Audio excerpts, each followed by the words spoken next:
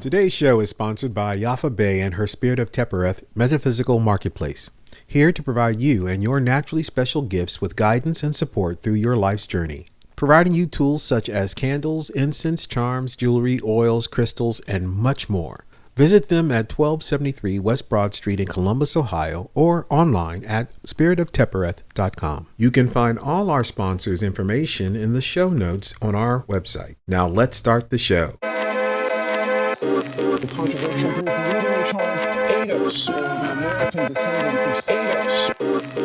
The controversial group ADOS, or the American Descendants of the controversial group ADOS, the American Descendants of the controversial group ADOS. Welcome to the Articles of ADOS podcast, a weekly show where we bring you undiscussed news, articles, and information important to the American descendants of slavery, our friends, and our allies. This is episode 12. I am your host, Lisa and Daud, along with my co-host, Daud Giazan. On today's show, we will share articles from The Inquirer, The Washington Post, USA Today, and Truth in Media. Later in the show, stay tuned for our main event, where we dive into and interview the article entitled, "We Are Still Trying to Get Free. Black Americans Continue Fight for Equality on Juneteenth." Personality Peace. This week in our personality piece, I'm going to pose a question that forces us to once again show our personalities. Interesting. All right. The question this week is, can other groups celebrate Juneteenth? I asked that because in the past 24 to 48 hours on my social medias, ADOS has been going hard like, no, Juneteenth is for American descendants of slavery. It's not Pan-African. It's not red, black, and green. It's red, white, and blue. Don't get it twisted. Juneteenth is for us. So I asked the question, can other groups celebrate Juneteenth? We celebrate other people's holidays. What is it? The green and the clovers. Oh, Irish holiday? Yes. What is that Irish holiday? St. Patrick's. St. Patrick's Day. Cinco de Mayo. The 4th of July. Christmas. So my question is, can other people celebrate Juneteenth? Well, based on what you just said there, the answer is yes. And there's if there are people that are within ADOS society that are against other groups celebrating it, then you really need to talk to those other ADOS members who are attempting to make Juneteenth a national holiday. If you're going to make it a national holiday, you're going to expect that the nation and its citizens have a chance, an opportunity to celebrate it. So I don't understand if people are I can understand there are factions of any idea, but we need to have, I guess, a good conversation among ourselves to decide, well, do we want this to be a national holiday? If so, other groups are going to celebrate it. If not, then maybe people can make their stance. But, I wonder if the Irish felt the same way about St. Patrick's Day, or they like other people admiring their cultural connections to America. Devil's advocate here. Go on, Devil. I believe ADOS issue is the grift, the apparent grift, where initially Juneteenth was specifically for celebrating our freedom from slavery here in America. Our colors were red, white, and blue. Somewhere, somehow, and I've seen a couple of videos where that switched to a more Pan-African holiday rather than its initial meaning and celebration. That I understand. That part I do. If you're grifting and you're capitalizing and you're switching up the meaning so that it can include you, then yes, I agree with that argument. No, you cannot change our holiday. No, you cannot change the colors. No, you cannot make it yours when it's not yours. Yeah. And I totally agree with that. And I saw some of that in that discussion on reparations that was given by a person of whom I respect, Dr. Ron Walters, or Daniels, I'm sorry. The whole series had sprinkles of African-based interpretations of things or inclusions. in their attempt to strengthen the idea that reparations can be universal. Ultimately, they were saying that without trying to come out and say that. And so lacing them into the Juneteenth idea was very obvious from looking at that thing. And I was, it didn't make me upset. I just said, oh, this is their way of trying to package Juneteenth and their view on reparations and how it can be handled to include continental Africans and Caribbeans and others, and give it to them. Their hearts are well and good, but at the same time, it's another way that defines the ADOS movement, the ADOS lineage movement in our fight, and we should be confronting that, as well as their other poor arguments to universalize our reparations, and we need to take that stand. We can do so in the context of what they're utilizing now and connecting it to Juneteenth, of course. Mm-hmm. So yes, I on that note, not on what I said earlier, on that note, I do find reprehensible the attempt to merge in Pan-Africanist themes into Juneteenth. Can you imagine little black girls and little black boys walking around America, March is coming up, and they want to celebrate St. Patrick's Day, but it's not quite their holiday when they say, you know what? I'm not wearing green on St. Patrick's Day. I'm wearing red, black, and green on St. Patrick's Day. It's ours now. Excellent point. So, it's like we are such an accepting group of people. Yeah. We are such a loving group of people. For decades, we have allowed this. For centuries, we have looked at the next person with melanin and been like brother, sister, and that mm-hmm. didn't come back. Mm-hmm. Some of them did. Most did not.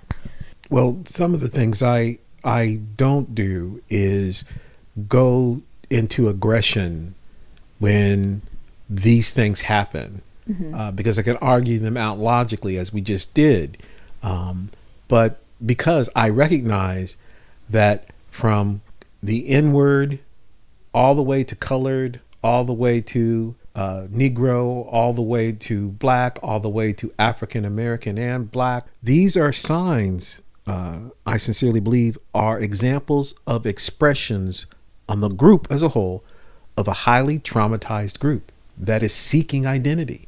Mm-hmm. And so I'm trying not to be too harsh on the moments of fluidity it takes.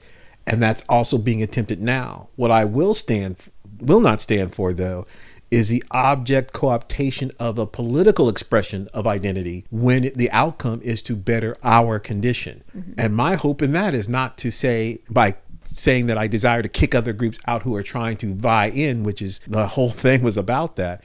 It is to encourage them to drop the buckets where they stand in the lands of their birth and rise there to get their just legal justice claim. What do I mean? I'm saying I am still a Pan-Africanist, but I'm also a person that is aware of priorities. Today, we need to drop our buckets where we are in the lands of our birth and make those justice fights so that we can be stronger to vie for a powerful and sustainable Pan-African future. That's how I'm seeing this. But to act as though we should have that and can have that now within the context of and this is beautiful. This solely makes my point. The African Union came together and said, yeah, you need to confront American white domination racism, and particularly its impact on the deaths by agents of the state.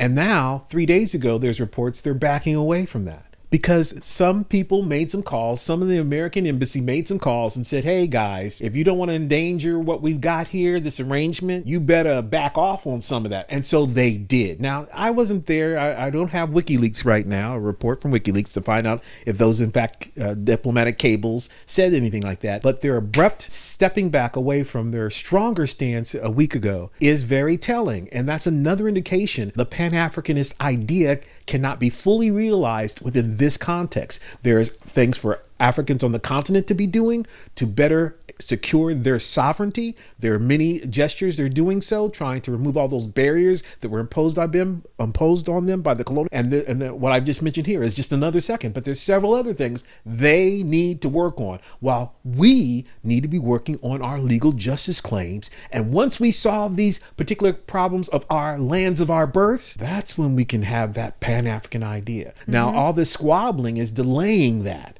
All this, attempts to co-opt or to include is hurting that ability, our abilities to do that very thing. That's how I see it. I see them endangering Pan-Africanism by making these gestures.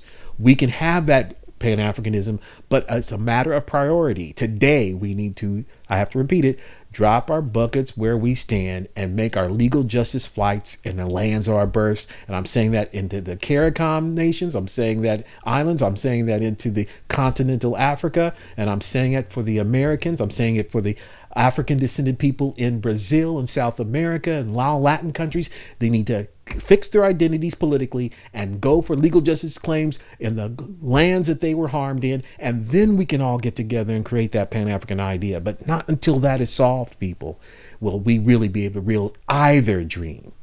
And an Yvette's way of saying that is, you got to fix us first. Yeah. She says that a lot. So, if you are going to celebrate, we would hope that you would be respectful of this original intent and original reason for the celebration, and not take over, but revere and respect what happened. Catch the fire. If you're ADOS, an ally or friend, we encourage you to connect with a local ADOS chapter and help change your local politics. Our ADOS Ohio chapter in Columbus meets every fourth Sunday of the month. For more information on the time and location, visit adoscolumbus.org. You can also get more information on the ADOS movement, our politics, and the agenda. Please visit ados101.com. Bonus personality piece. Okay. In the spirit of Juneteenth. When I'm running into talking to people about ADOS, and I was passing out flyers at a Juneteenth event here a couple days ago, and a couple people asked me what I meant by, or why we were highlighting slavery at a Juneteenth event. And so I said that is our history. Really.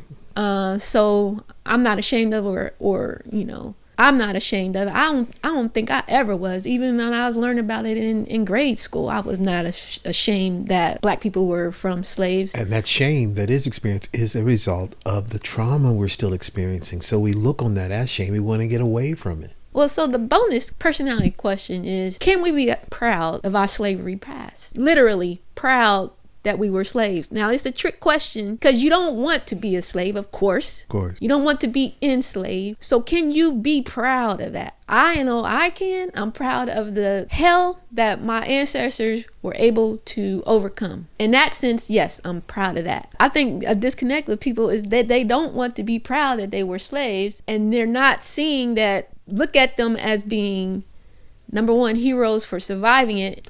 What happened in my family, where I, at 5 or 6 years old, ran into a conversation that my parents and my great-grandmother, who was a child just missing slavery, her parents were enslaved, and they were having the conversation, and they were talking about their early experiences. And I listened to them as they talked on the porch, and my father remarked on how it was embarrassing because his family were on breeding farms, all right? And after the enslavement period, he was remarking on how one or two relatives had several families in different areas, one in Michigan, Ohio, Kentucky, I believe, and in Alabama, and that they were embarrassed, that not of who enslaved us, they were mainly embarrassed as to how they were used during the enslavement period.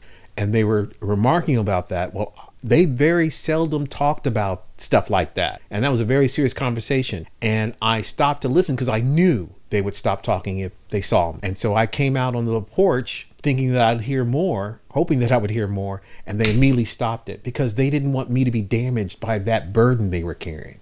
Mm-hmm. And I realized that later, but at the time I was kind of upset they didn't talk about it. And on the porch, I said, well, what were you guys talking about? I want to know. And they said, and my father said, shut up, boy. So I shut up But you see, that's the example. So I'm saying all that to say, there's a person whose work I really admire, who's a fantastic researcher. I want to be him when I grow up, literally. You think I'm a burden and I talk too much. This man, he's more concise and he's more thorough than I'll ever be. And I admire his work. He was initially opposed to the ADOS movement because he saw it. He never listened to Yvette. He never listened to Tone. He saw it as us attempting to aggrandize slavery, because we included it as a pursuit as our name. And that is something he would have absolutely nothing to do. That was his emotional response. So his Pan-Africanism is birthed from escaping the negativity that slavery burdens him with. But his intellectual capabilities, he invited me on a show, and I could say after that show, that's one of the reasons why I ended up here, is because other people heard my interaction with him where he was just downing it. But I was able to explain to him that it was the institution of slavery that we were focused on, not so much the burdens that the slavery period imparted upon us. But the institution is something that we're going after, and we've included it in our name because that institution of slavery is a part of our lineage. And we have every right to not celebrate the slavery, but the institution, because we built, through that institution of slavery, we built America. And that is something we should be proud of, that we built. They would not have had it had they not had the backs of our ancestors and our reproductive ability to produce more wealth for them. And that wealth should have been ours. And so we need to identify, not as a point of celebration, the misery, but a point of celebration as to what it built for the country that's the wealthiest in the world and in world history. That is something that we should gain pride about and hold our chest out high as we demand redress and the debt that is owed. That is, it mixes more emotion than just issues of being prideful. It mixes emotions of really standing for something. You don't stand for something, you fall for anything. Well, we can stand on this and be proud of our accomplishments of getting our just due. Right now, we're not proud of it because we haven't gotten it. And so people are set up in the emotionalism of what slavery has impacted us with it. And again, that's understandable. That's our state of trauma. But our abilities to heal that trauma is our abilities to seek redress and to solve the material things that was robbed from us. And we have every right to do that. And we should be strong in that and feel powerful in that. And that way, it's not something we're celebrating the misery. We're celebrating the attainment of what is due. Simple as that for me. Can you imagine? I'm always imagining. Good. Good. Sign of intelligence. Walking through a crowd of Pan-Africanists with the t-shirt that says, American Descendants of Slavery, and proud of it. And proud of it. The gaffes, the looks, the side eyes, the disbelief and the audacity to be proud of something that they're so ashamed of. Yeah. Yeah, man, we're proud of it. And hopefully one day you'll see it within yourself. If you're listening and you're on the sidelines, you'll see it within yourself that your history, as Daud so eloquently said, built this country. How can you not be proud of that? You got anything else to say on it? No, I don't. Okay. I don't. You sure? Well, I do have more, but again, I don't want to overburden people with I talk so much. But anyway, yes, we need to be proud of the outcome. The outcome is that we'll be able to get redress, and we should be focused on that. And that's the reason why American Descendants of Slavery is a valid lineage identification, especially politically, as we make this political pursuit. At the same time, we have a lot of healing that needs to go on. So the example you gave of walking around with a suit that celebrates the institution of slavery and what it brought to the country and what it could bring for us, because we have not been able to have full sharing of that, is something that we should be proud of. At the same time, the people's response, and I don't want to judge them so harshly, is a lot of that is coming from not an intellectual argument, but an emotional state of trauma. Because it was embarrassing to know, as you can witness around, the whites who did not have that exact history, and they can be prideful about what they've been able to glean from our misery. So you're not enjoying the misery, you're enjoying the fact that they stole what they stole from our misery. And we're proud of our desire to fight for that justice. And that's what should be a response we have to people that give us the side eye or the whatever things you identified by walking around with a way that identifies us on a shirt or whatever, or in our movement. Because a lot of people do shy away from us for that, but they do so out of a sense of trauma and living in the context of the wealth whites are able to display. And we don't want to display that we are wealthless. That's why people don't like to listen to the data. That's another factor in that. It's the trauma and misery that we experience that people don't want to have to deal with. So we go into levels of escapism, overindulgence in entertainment. Oh my God, sports entertainments especially. It's a way of not dealing with the harshness and rashness that whites get to celebrate the wealth they stole from us. And we don't confront them on that enough. Well, this is another thing I love about the ADOS lineage movement. We are in this fight to make them pay. To make them pay. And I don't gather pride from the misery they gleaned. I gather pride from the idea that I'm pursuing justice.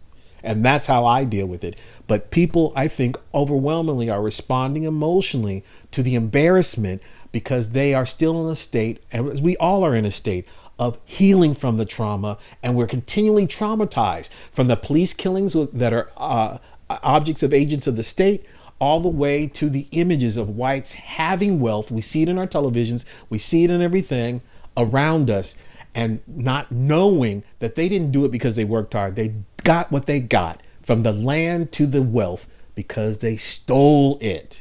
And that's not in our awareness enough.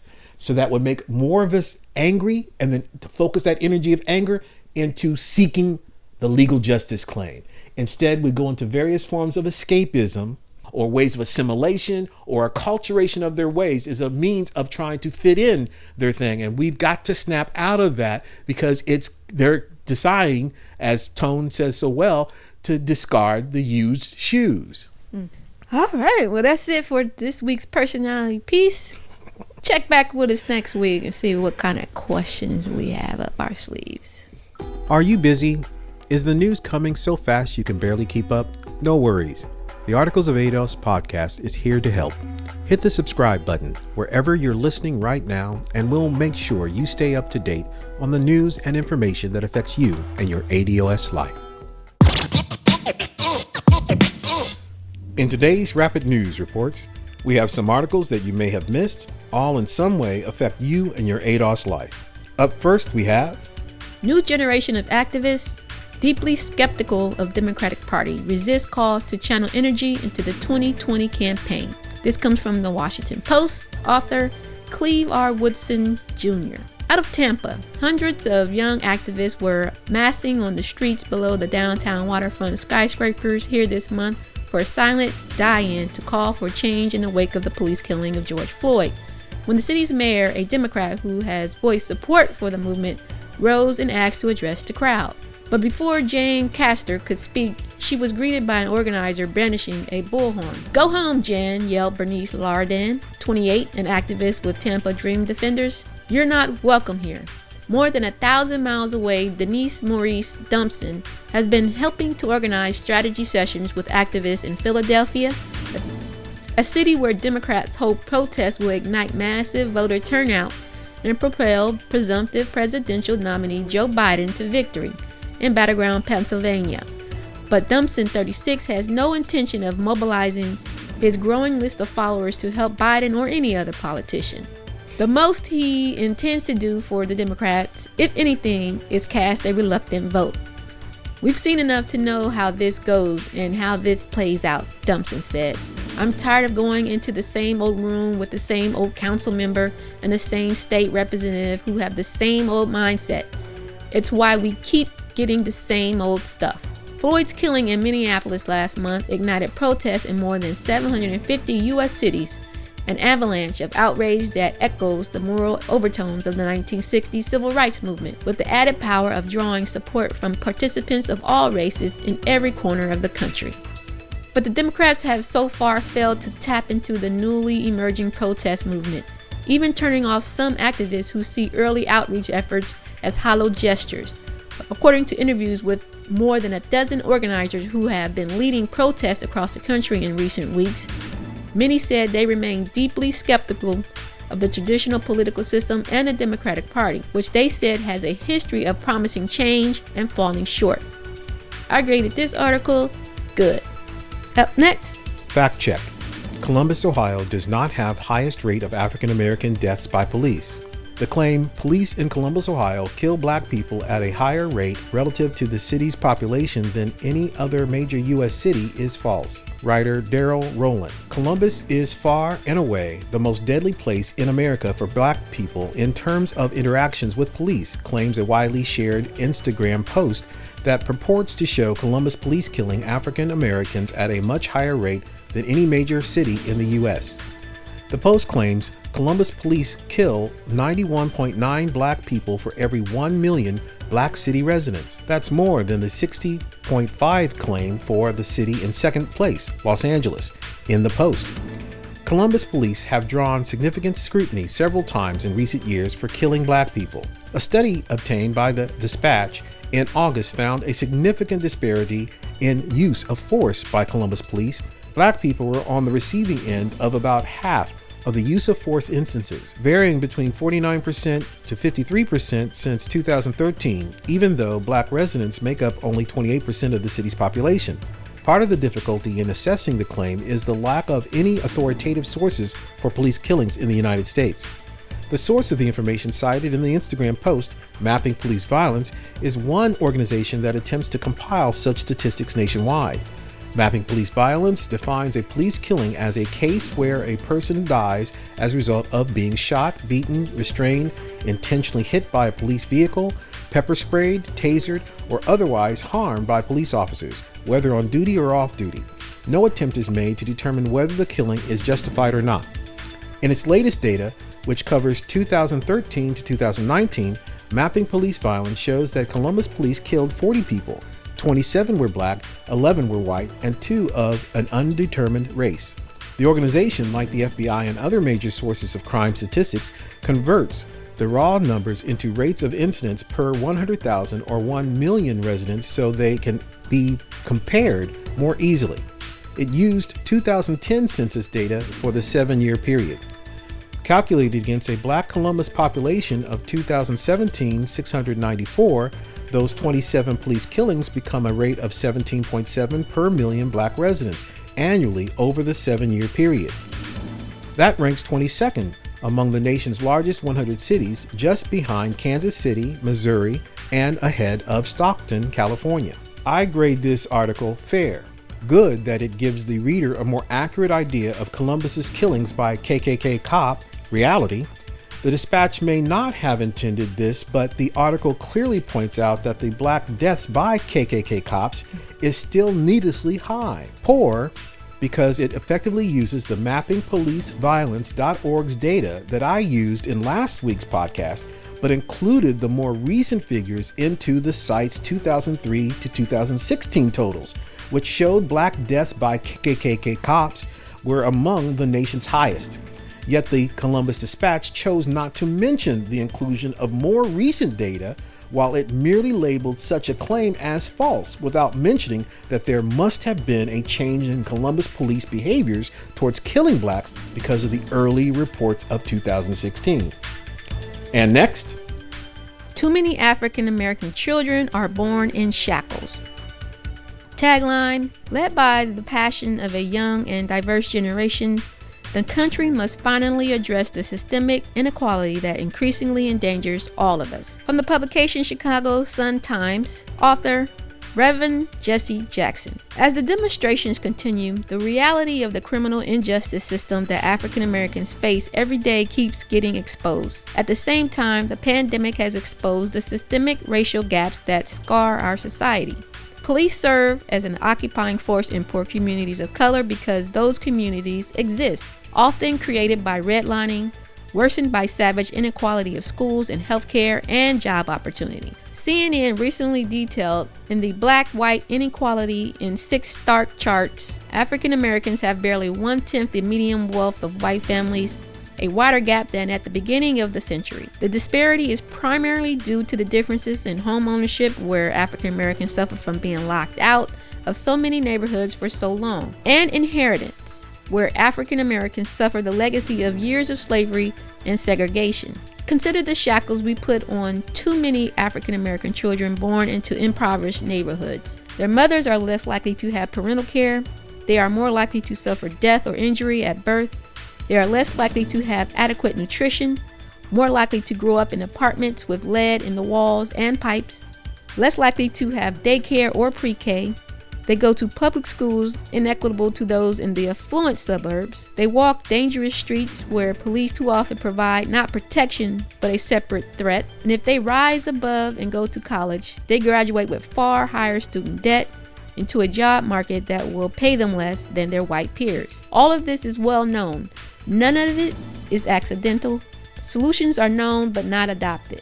Racism is used to divide working and poor people, to protect those with privilege. Often poor white families suffer simply because of the unwillingness to see tax dollars go to lift people of color from their misery. I graded this article worth reading. And up next, from the publication The Inquirer, entitled Coronavirus Disparities Help Spark Unrest in Ohio Cities, say public health experts. Author Max Philby. The coronavirus has disproportionately harmed communities of color in Ohio. Experts say that likely contributed to unrest in cities throughout the state following the death of George Floyd while in Minneapolis police custody. Even before a video recording of George Floyd's death under the knee of a Minneapolis police officer sent a psychological shockwave through the country, the black community in Ohio and elsewhere was already reeling from COVID-19, which had disproportionately infected and killed African Americans. About 25% of the more than 40,000 who have been infected with the virus in Ohio are black, as are 18% of the nearly 2,500 who have died of COVID-19 in the state so far. By comparison, African Americans make up 12% of the state's population. The city of Columbus declared racism a public health crisis this month, after Franklin County did the same in May. Although the pandemic and recent protests brought race to the forefront, it has long been an issue at the center of public health, said Dr. Maisha Roberts, Columbus Public Health Commissioner. Ohio continues to have one of the country's worst infant mortality rates as well. About 15.6 black babies died for every 1,000 births in Ohio in 2017, which was more than double Ohio's overall rate of 2.7 deaths per 1,000 in 2017, according to the state. Those disparities, which predated the pandemic, show how racism already was a public health hurdle, Roberts said. If nothing else, what the protests have shown me is that change has to happen, Roberts said. It's not just with police. That change has to happen with racism. But eliminating the negative health consequences of racism will take years, Roberts and others said. I graded this article fair. Good that this article centers the focus on non-white perceptions that fomented a need for the public to rally. Extremely poor, though, in that it suggests upon the piecemeal solutions non-white populations are often met with. When local governments don't agree or provide resources for the piecemeal, it crumbles. Then the article's use of minority and people of color offers the usual lack of focus such articles purposely make so that ADOS, issues and concerns, if addressed, can and are never fully realized.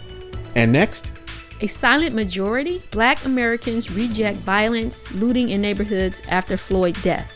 From the publication Just the News, author and writer Carrie Sheffield. Black Americans across the ideological spectrum are speaking in support of peaceful protest, but rejecting violence, looting, and destruction of Black neighborhoods after the gruesome death of George Floyd, an African American man at the hands of Minneapolis police. Black American, like broader America, they're sympathizing with the fact that the murder that triggered all of this was a horrible thing, and I think all reasonable people are appalled by it and protested, said Shelby Steele, well-known author, documentary maker, and senior fellow at Stanford University's Hoover Institution. After that, things become more murky. While acknowledging there is a segment of Black America, Black Lives Matter, and so forth, that want to sort of use this tragedy as a means to power, as a means to dominance in American life, Steele says.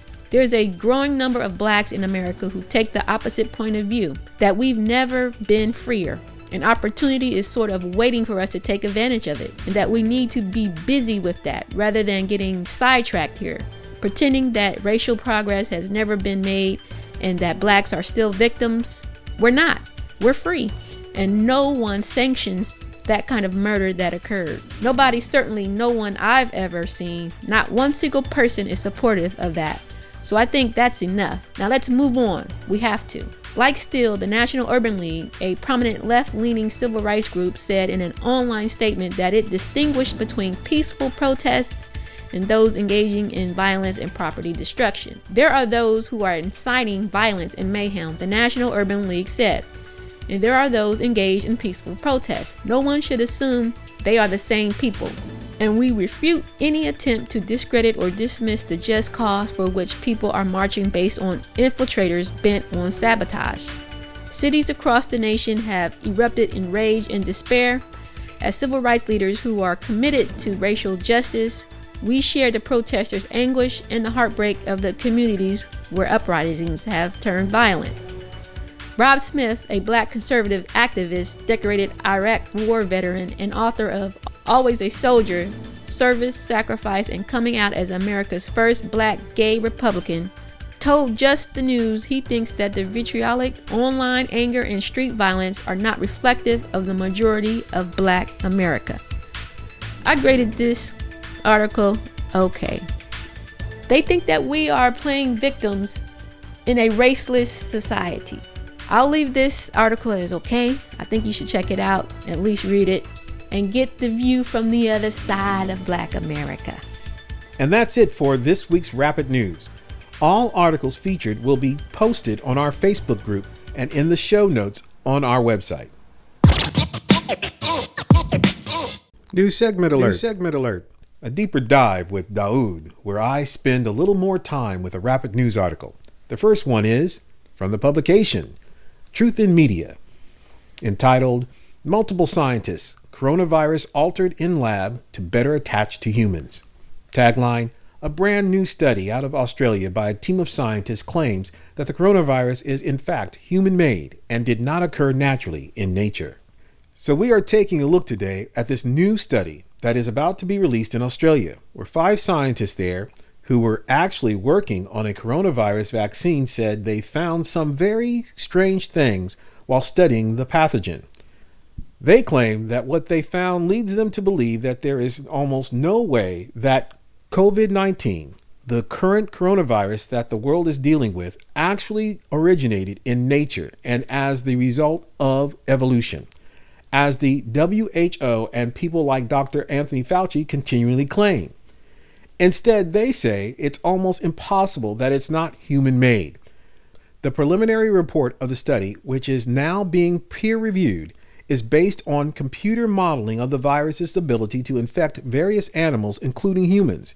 It was published May 13th on the Cornell University website, which is used for discussion of pre-publication papers. Nikolai Petrovsky, the lead researcher, said his team suspects human manipulation in Wuhan because of the unmatched ability of the virus protruding spike to infect human cells, the virus's binding strength for human cells. The virus's binding strength for human cells far exceeds similar properties for infecting other animals, he said in his statement on the forthcoming report.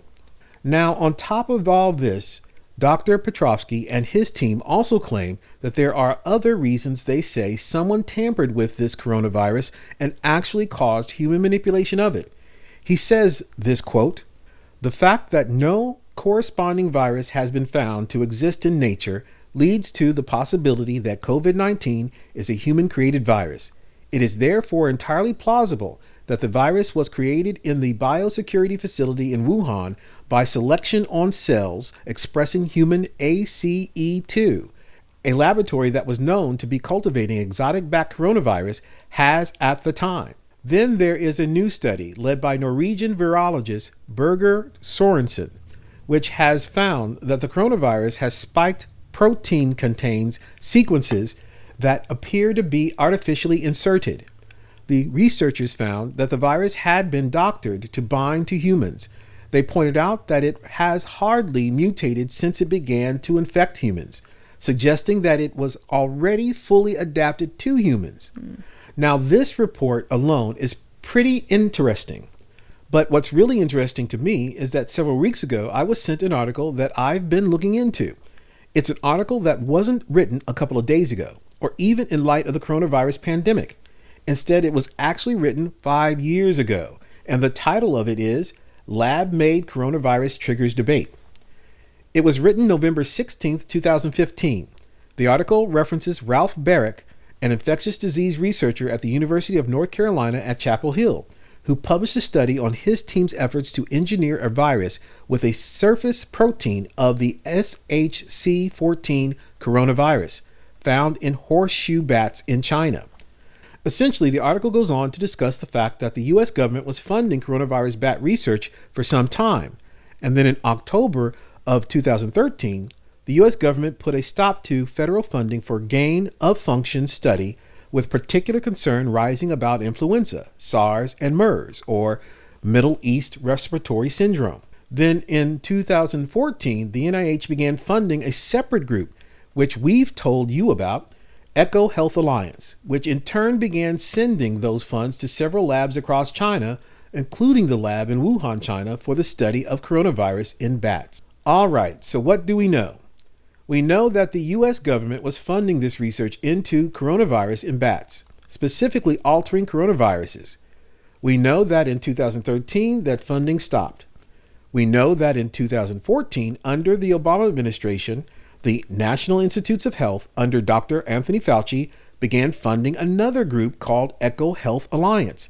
That group sent those funds to various labs across China, including the Wuhan Virology Lab. This is absolutely without question proven. About $3.4 to $3.7 million flowed to those various labs, including the Wuhan lab for the study of coronavirus in bats. It was only this year that the Trump administration, after attention was drawn to this funding, cut off that funding and made the National Institutes of Health cancel their funding of Eco Health Alliance and funding of those virology labs. To be clear, we don't know that Eco Health Alliance was funding the development of non-natural pathogens and non-natural coronaviruses at the Wuhan lab. But we should know the answer to that. That's where this is leading us. Because what we don't have answers to is what was our tax dollars used for at those labs. Documents need to be provided. Members of Congress need to demand to see them. We want to know what it was used for and how it was used. And was the creation of a non-natural coronavirus a part of that research? I grade this story excellent. Time now for the main event. In this week's main event, we will interview the article entitled, "We Are Still Trying to Get Free. Black Americans Continue Fight for Equality on Juneteenth." Tagline, "While slavery has been outlawed for 155 years, Black Americans still encounter racism and inequalities that impact their daily lives."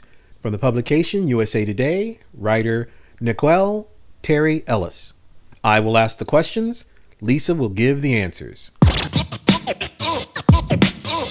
We are still trying to get free. Why the title? As stated in the tagline, while slavery has been outlawed for 155 years, Black Americans still encounter racism and inequalities that influence their daily lives. How are Black American descendants of slavery coping in your view? Giovanni G. Jordan Jr. kneeled before a line of police officers in tactical gear as fellow protesters kneeled at his side, some stretching their arms out to touch his back in solidarity. "I am not your enemy. You are not my enemy," Jordan yelled to the officers at Marion Square in Charleston, South Carolina on May 31st. "You are my family. I love you and I respect you. And I want to understand y'all." Seconds later, several officers stepped forward and arrested Jordan, sparking outrage from protesters who shouted, "What are you doing? Freedom of speech!" Could you tell us more about Mr. Jordan? Jordan, 23, a black man, said he hoped his message would promote peace and unity between protesters and police after several local businesses were looted the night before. Instead, police held him in the county jail for one night and charged him with disobeying a lawful order. Jordan said authorities told him he did not have a permit to host a large public gathering, though he says he never planned for the protesters to join him. "I'm tired of people saying you have rights, but then they violate your rights," Jordan said. "I just wanted to have a conversation." Wow, a very difficult situation. He was brave in his attempt to handle the situation that way. He should have been commended by officers instead of jailed by them. So you've written this article centering about the injustices you've just described and the observance of Juneteenth. How and why have you chosen to link the two? On Friday, the country commemorates Juneteenth, a holiday that celebrates the Emancipation Proclamation issued by President Abraham Lincoln to free enslaved people in Confederate states. But while historically Juneteenth has been a day for Black people to celebrate freedom, over time many viewed it as a day to mobilize and gain the liberties they are denied. How, in your view, have others weighed in on this brilliant awareness and tradition you are trying to share with your readers? "We are still trying to get free from many things," said Carlos Hill, professor of African American Studies at the University of Oklahoma. "But the principal thing we are trying to get free from is random racist violence in the form of private killings like the Ahmaud Arbery and state-sanctioned violence like in the case with George Floyd." According to a study from University of Michigan, Rutgers University, and Washington University, about 100 and 100,000 Black males will be killed by police during their lives. In contrast, 39 and 100,000 white males will die at the hands of police. How do the views of Mr. Hill and the Michigan Rutgers study translate? Despite slavery being outlawed for 155 years under the 13th Amendment, Black Americans are still racially profiled and disproportionately killed by police, encounter voter suppression, are blocked from peacefully protesting, and face a long list of injustices in healthcare, housing, education, and mass incarceration. These inequities have come to the forefront in recent weeks, with protesters across the country decrying the police killings of Floyd, Rayshard Brooks, and Breonna Taylor. Demonstrators also protest the death of Arbery, who was chased by 3 white men and fatally shot in February. Can you cite other examples of how individuals to institutions are engaged in expanding awareness of Black ADOS injustice challenges? What are they doing? On Monday, freedom was a major theme of the Georgia NAACP's March on Georgia, where hundreds of demonstrators of all races marched to the state capitol. These are people who want to be free and believe the Constitution ought to represent all of America, the Reverend Jamal Bryant of New Birth Missionary Baptist Church said at the event. "We had to choose whether we would fight COVID or corruption. And we came out and said, if we perish, let us perish. But we are going to die trying to be free." What are the challenges they are facing for taking a stand against white domination racism in these forms, Ms. Ellis? More than 10,000 people were arrested in the protests across the country after Floyd's death, according to the Associated Press.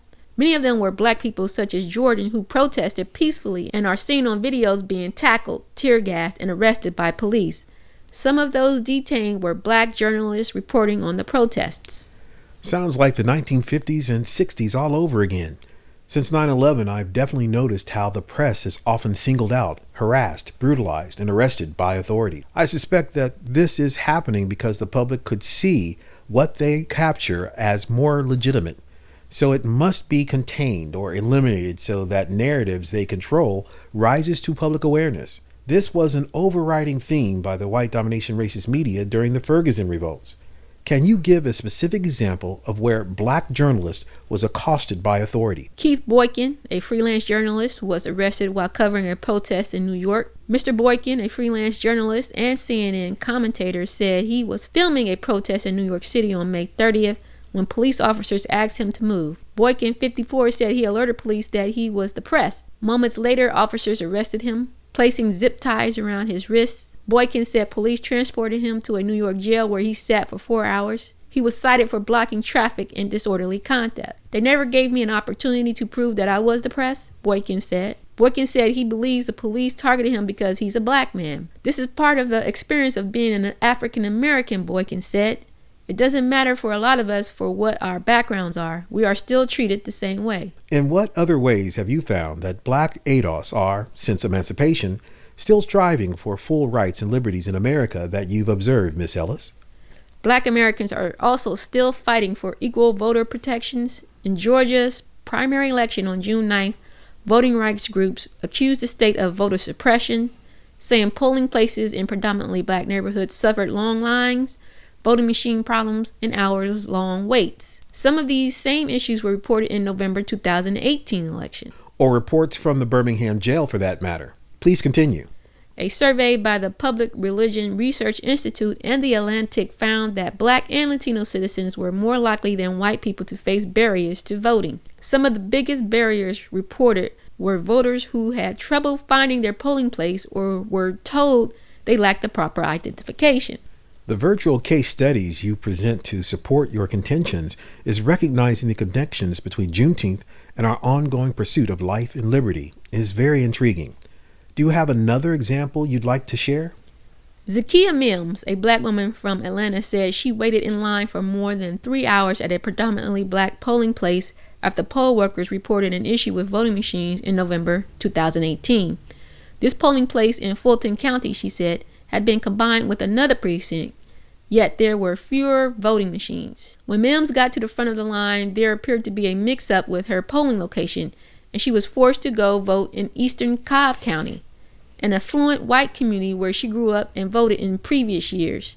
She waited 1 hour to vote at that polling place, which had phenomenal voting conditions and plenty of machines, Mims said. Mims said elected officials need to be held accountable. Regardless of whose fault it is, let's all say it's not been equal because it hasn't, Mims said. An unwillingness to acknowledge the inequality in voter access, to me, it's hard to not say there's some racism. Does your article illustrate other methods that are used to surveil, control, contain, and punish black bodies in a modern America that are reminiscent of our treatment during the 19th century that you were able to identify? Black Americans say they are often racially profiled and threatened in public parks, restaurants, malls, and hotels, often by other citizens. As in vigilante-type behaviors? A video went viral last month of Amy Cooper, a white woman, calling the police on Christian Cooper, a black bird watcher, because he told her to put her dog on a leash in Central Park in New York. When she refused, Christian Cooper pulled out dog treats. "I'm going to tell them there's an African-American man threatening my life," Amy Cooper is heard saying in the video. Some incidents have sparked racial discrimination lawsuits. Such as? Willock, a black man from Madison, Mississippi, said he was eating pizza and chicken wings in the hotel lobby while watching a football game and using his iPad when the employee asked if he was sleeping and demanded he prove that he was a guest at the hotel. When Willock asked why he was being singled out, the employee called a security guard to remove him from the hotel and then called police, according to the lawsuit. Willock said he felt profiled because there were several white people in the lobby who did not get approached. "I automatically thought it's only because I'm black that she came up and approached me," said Willock, who was in Nashville for a baseball recruiting visit with his teenage son. Very disturbing how this still continues. It was also alarming because Willock said many black people fear encounters with the police. "I knew what she was doing," Willock said. "In our history, the police are called as a lethal weapon." Really intolerable. Professor Hill said the nation's current racial climate will make this Friday a Juneteenth like no other. He expects there will be more celebrations and more efforts to promote equality for black people across the country. "There's a big difference between freedom from something and freedom to do something," Hill said. "So the freedom to do something is what I think we are in streets about today." Thank you for your work and perspective on this, Miss Ellis. Well, that completes this interview. Listeners, you can read the full article on our website in this week's show notes. Coming up, we have the commentary on this article. Did we like it? Did we hate it? Stay tuned. We want to take the time to give our friends and listeners a shout out. Thank you for clicking that subscribe button and for liking and sharing the podcast. You can also continue supporting the show by joining our Patreon, where you can receive exclusive content and promotional items for as little as $3 a month. Sponsoring the show will ensure that we can continue to bring you the news and information important to your ADOS life. So head on over and join us at patreon.com/articles of ADOS. All right, what do you think about this article? I really love this article. Very good. I like it that it was inventive on the part of the writer to merge the concepts effectively of a celebration along with our ongoing tribulations. Very good. Smart lady there. I think it was a good article. I think I would like her to make a little bit more connections to Juneteenth and now. She touched on it, but yes, we are seeing some of the same discrimination incidents across the country as we did in, when the last slaves were let free in Galveston, Texas. I don't think it went into what can we do about that. And I see you still appreciating the fact that she is connecting what we commonly do with cultural events. We disproportionately use them as a source of celebration. So you are acknowledging that she is using it as a sense of being more politically aware of our situation here, which is good. And I agree with you. I wish that you could have done more, but I think this is a definite step in the right direction. In terms of solutions, well, that's why I'm glad you chose this article, because I implore people to listen to this and be enthused about the Juneteenth celebrations, but use this also as an opportunity and sounding board to other ADOS to join the movement. Right. And so it's interesting with calls for Juneteenth to be nationalized, as we pointed out earlier. Yes, it meant more this year because of the atrocities that were occurring and the protests that were occurring across the nation, and more people being involved, more groups of people being involved. Along with the grifters. Exactly. And so, that doesn't really affect change because we're celebrating. It's like a release. Yeah. We use it as a release. We're experiencing something traumatic and we're releasing that, trying to release that tension and angst. But like the article, it doesn't go into what can we do about it and what would we do about it, because we're celebrating Juneteenth more. And I think that that's a part of the challenge. We've talked about this in our previous episodes, where I was talking about the wave that's receding now, and it's up to us in this challenge, competing with the grifters, competing against those who are trying to co-opt even this movement. We are challenged to make now Juneteenth. I mean, this is for me, it's a historical fever pitch that Juneteenth is falling at the time that more awareness, political awareness, and state-sanctioned violence, ultimately awareness, that we're having to deal with. And so I really support this young lady who presented the idea that what's commonly used as a source of celebration, and what I alluded to earlier for those who are suffering levels of trauma, the desire for escapism, that she is suggesting that we see the political implications and include that in our celebration. So it's not solely looked at as celebration. In terms of solutions, that is for movements to decide the direction of that joining of celebration and political activism and need for thereof. So I definitely see that. I understand your point about it being light, but I think where it's light is what maybe she was so fantastic too. That means she's highly intelligent, that she's also saying that while we make politicize more so Juneteenth, less celebration, but politicize more so Juneteenth, it is up to those groups out there to then take it and run with the ball. And I submit that we can be utilizing that as the example that you yourself gave, that we're wearing those shirts identifying our connections to slavery, how it's not an embarrassment, but we can use it as a source of power and strength to enthuse the rest of our people to take on this movement and do justice work instead of just celebrating to escape the vagaries and slings and arrows of white domination racism. That is our charge, and I think this piece is a good lead-in to that being happening, and I hope that it does. And I agree.